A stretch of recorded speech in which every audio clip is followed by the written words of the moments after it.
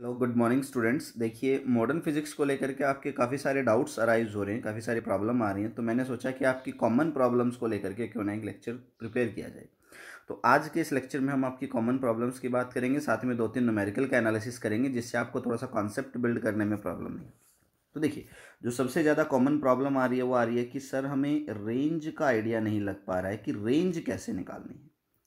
ठीक है ना, कि वेवलेंथ की रेंज क्या होगी और ये कैसे निकलेगी। अब एक एग्जांपल ले लेते हैं। देखिए, एग्जांपल से पहले देखिए, रेंज क्या होगी। वेवलेंथ की रेंज होती है मिनिमम और मैक्सिमम के बीच का डिफरेंस। ठीक है ना, मिनिमम से मैक्सिमम तक इसके बीच में कितनी वेवलेंथ लाई कर रही है, वो इसकी क्या बन जाएगी, रेंज। एक एग्जांपल ले लेते हैं। लेट अस सपोज मैं कह दूं मेरे पास में लाइमन सीरीज है, भाई इसकी रेंज बताओ। तो लाइमन सीरीज का फॉर्मूला क्या, 1/λ=r 1/1 का स्क्वायर माइनस 1/n2 का स्क्वायर, जहां पर n2 की value 2 3 4 5 show and show fourth आपको बताइए।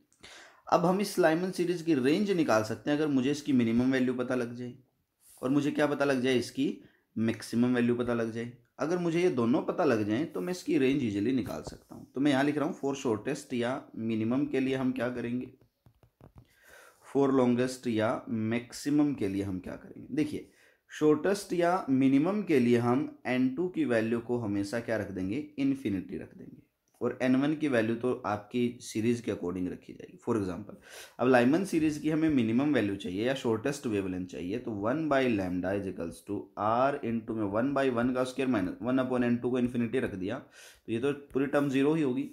तो 1/λ=r इंटू में 1, तो r की वैल्यू हम सोल्व कर लेंगे, और लैम्डा चाहिए हमें मिनिमम के लिए, तो लैम्डा मिनिमम क्या हो जाएगा, 1/r। ठीक है ना, तो ये मिनिमम के लिए आ गई। ठीक है, मिनिमम के लिए n2 की वैल्यू इन्फिनिटी। अब देखिए, मैक्सिमम के लिए क्या रखेंगे, एक बार मैं यहीं पर इसी को यूज़ कर लेता हूँ, इसको मिटा देते हैं। अब देखिए, अब मिनिमम हम वैल्यू निकाल चुके हैं, मिनिमम हमारे पास में r आ गया है। ठीक है, अब मैक्सिमम के लिए क्या होगा, लैम्डा मैक्सिमम r इंटू में 1/1 स्क्वायर एज इट इज, और जो n2 की वैल्यू है वो क्या हो जाएगी, n1+1। जैसे लाइमन है, लाइमन के केस में n1 की वैल्यू कितनी थी, 1, तो यह कितना बन जाएगा, 1+1 कितना बन गया, 2 का स्क्वायर। अगर बाल्मर होता तो n1 की वैल्यू कितनी थी, 2, तो इसकी वैल्यू कितनी हो जाती, 3। अब मैक्सिमम के लिए क्या बन जाएगा, 1/λ maximum is equals to r into में 1-1/4, सोल्व करेंगे तो आई थिंक 3r/4 हो जाएगा, और इसका रेसिप्रोकल कर देंगे, मैक्सिमम कितना आ जाएगा, 4/3r। नो सॉरी, नीचे आएगा, आई थिंक r नीचे आ जाएगा, तो ये आ जाएगा 4/3r। तो ये मैक्सिमम वेवलेंथ। अब देखिए, रेंज आपसे पूछी कि बताइए भाई रेंज क्या है। अब आपने देखिए, लाइमन सीरीज के लिए मिनिमम वैल्यू निकाल दी है, कितनी आ गई थी आपके पास में, 1/r। लाइमन सीरीज के लिए आपने मैक्सिमम वैल्यू निकाल दी है, कितनी आ गई थी, 4/3r। रेंज चाहिए मुझे, तो रेंज के लिए मैं इन दोनों को घटा दूं, तो रेंज क्या आ जाएगी मेरे पास में, 4/3r माइनस 1/r। तो यहाँ से आपके पास में आ जाएगा 3r, तो यहाँ से आ जाएगा 4 माइनस आई थिंक यहाँ से आ जाएगा 1, तो 1/3r, ये आपके पास में रेंज आ जाएगी। ठीक है, तो इस तरह से हम रेंज निकालते हैं। जरूरी नहीं लाइमन की, आप बाल्मर, पास्चन, किसी की भी निकाल सकते हो, पफन, ब्रैकेट, जो भी आपका मन करे। तो रेंज के लिए फिर से एक बार ध्यान से देखिए, शॉर्टेस्ट वेवलेंथ निकालेंगे, लॉन्गेस्ट निकालेंगे। शॉर्टेस्ट के लिए n2 की वैल्यू को इन्फिनिटी रख देंगे, लॉन्गेस्ट के लिए n2 की वैल्यू को n1+1 रख देंगे। ठीक है ना। अब जो नेक्स्ट प्रॉब्लम है, जो मैक्सिमम स्टूडेंट्स ने मुझसे पूछी है, वो था आई थिंक HCV का, ये HCV का है, प्रॉब्लम नंबर 17 है मेरे ख्याल से। मैं एक बार कंफर्म कर लेता हूँ, एक सेकंड। यस, ये HCV का प्रॉब्लम नंबर 17 ही है। देखिए क्या कह रहा है इसमें, इसमें कह दिया a gas of hydrogen like ions is prepared in a particular excited state A. किसी एक्साइटेड स्टेट ए में एक हाइड्रोजन लाइक आयंस की गैस को प्रिपेयर किया गया है। It emits photons having wavelength equal to the wavelength of first line of Lyman series। तो ये जो फोटोन्स एमिट कर रहे हैं उसकी जो वेवलेंथ है वो किसके बराबर है, first line of Lyman series की। अब एक बार मैं यहाँ फॉर्मूला लिख देता हूँ लाइमन सीरीज के लिए, 1/λ=r इंटू में 1/1 का स्क्वायर माइनस 1/n2 का स्क्वायर, जहाँ पर n2 की वैल्यू आपकी क्या हो जाएगी, 2 3 4 5 शो एंड शो फोर्थ। आगे देखिए, तो देखिए आगे क्या लिख दिया, together with the photons of 5 other wavelength.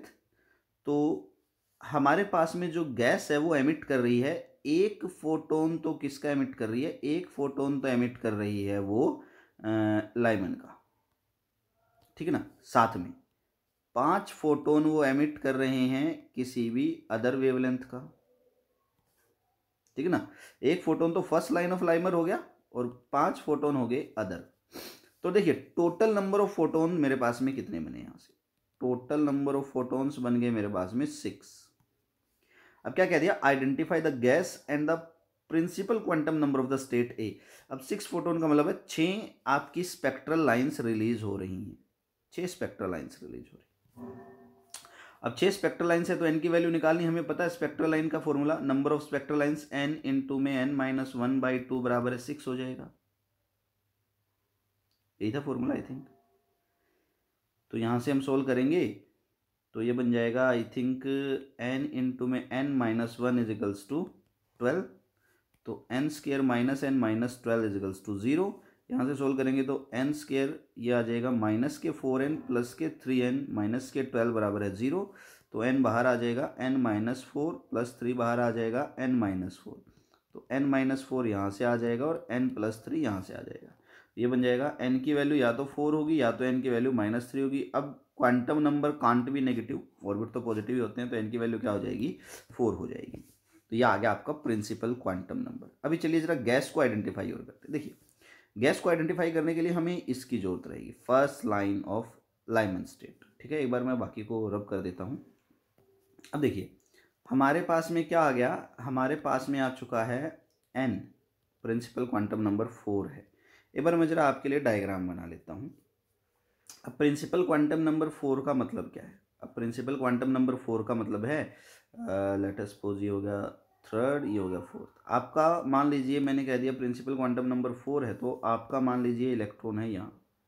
अब यहाँ से यह है 4, यह है 3, यह है 2, यह है 1, ये 3 में जा सकता है, ये यहाँ से सीधा 2 में जा सकता है, ये यहाँ से 1 में जा सकता है।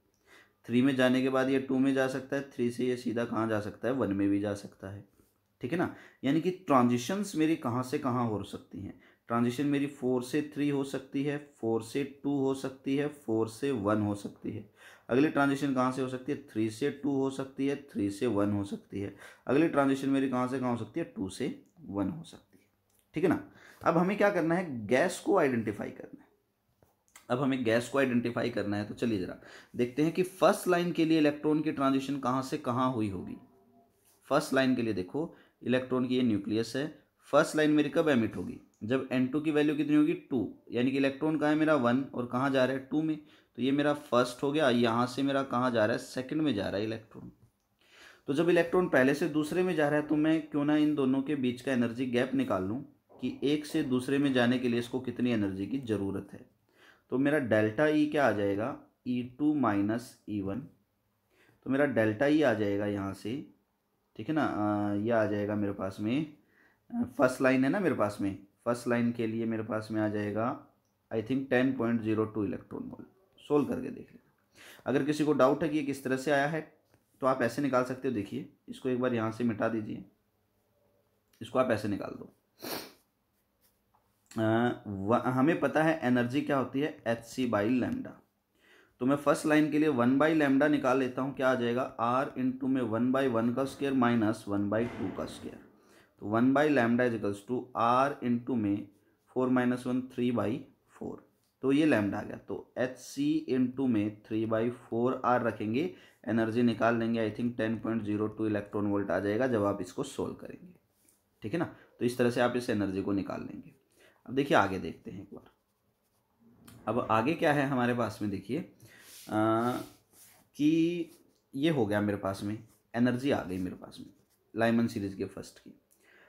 अब मुझे क्या बताना है, मुझे गैस को आइडेंटिफाई करना है। मुझे पता है एनर्जी तो बराबर होती है -13.6/n² इंटू में z² के, यही होती है। अब देखो मैं अपने इस डायग्राम में ले लेता हूँ, मान लीजिए इस डायग्राम की बात करता हूँ मैं। मेरा इलेक्ट्रॉन यहाँ पर था, ठीक है ना, किसी स्टेट n1 में कोई एनर्जी होगी।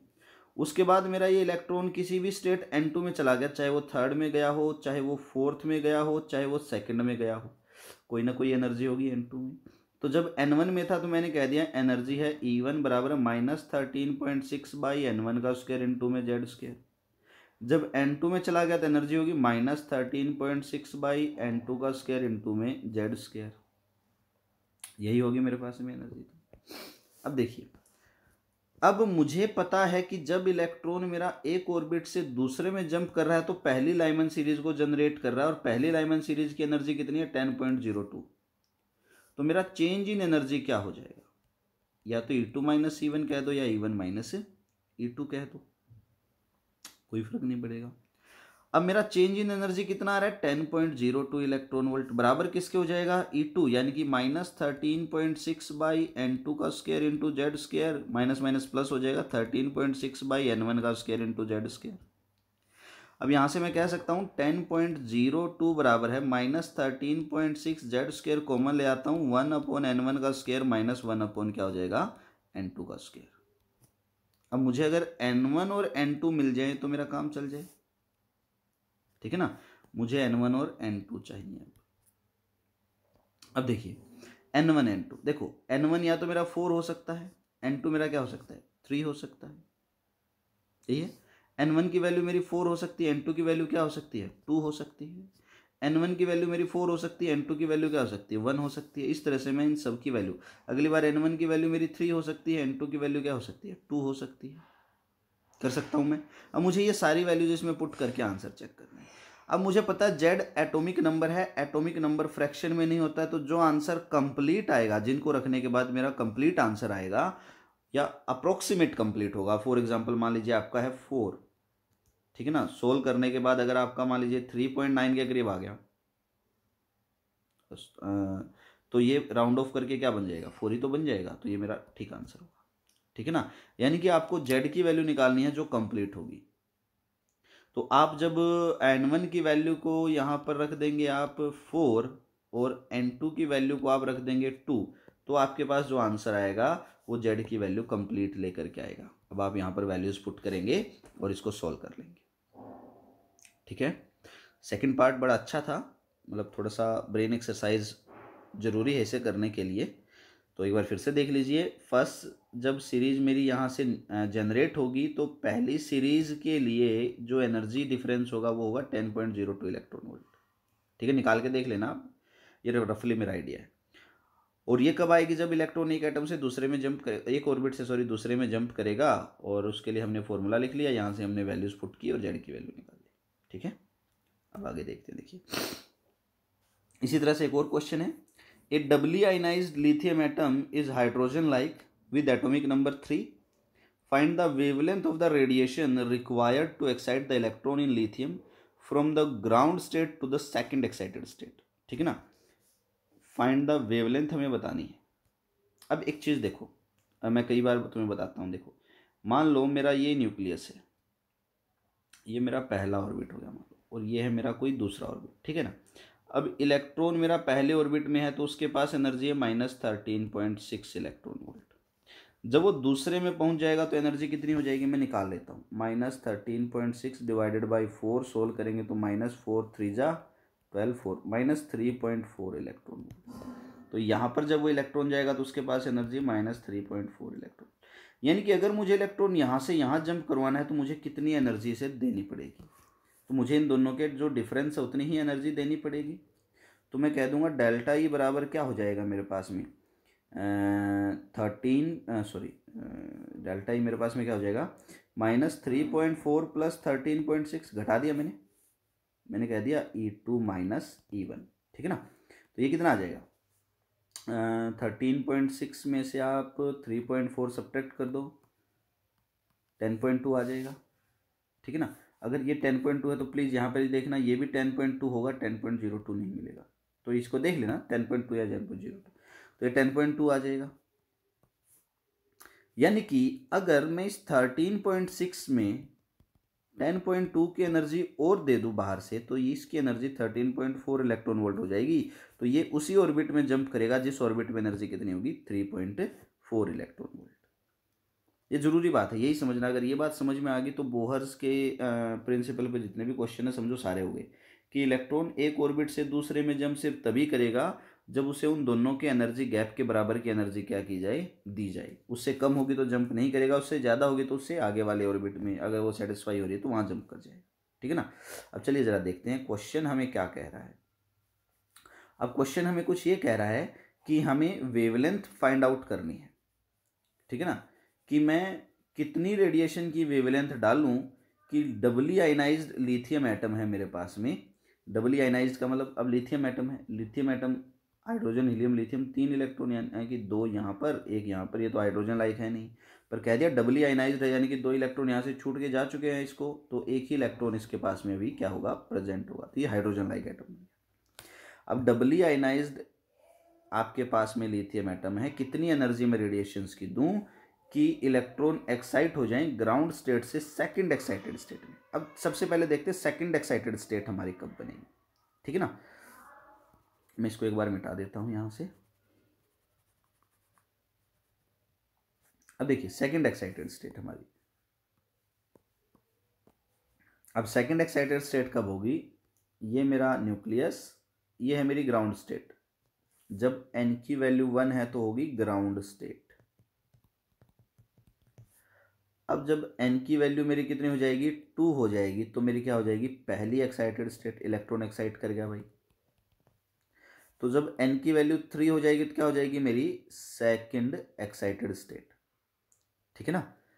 अब मुझे क्या बताना है, मुझे बताना है वेवलेंथ, लैम्डा मुझे निकालना है।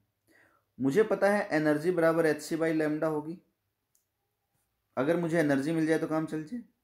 अब देखो मैं इलेक्ट्रॉन को पहले ऑर्बिट से जंप करवा के कहाँ लेकर आना चाहता हूँ, तीसरे ऑर्बिट में, यहाँ से यहाँ। तो मैं कितने एनर्जी का फोटोन डालूंगा इसके ऊपर, मैं उतनी ही एनर्जी का फोटोन डालूंगा जो जिसकी एनर्जी किसके बराबर होगी, इन दोनों के एनर्जी डिफरेंस के, यानी कि E3 माइनस E1 के बराबर होगी, उतनी एनर्जी का डालेंगे। तो मैं यहाँ से एनर्जी निकाल लेता हूँ, क्या आ जाएगी मेरी E3 माइनस E1।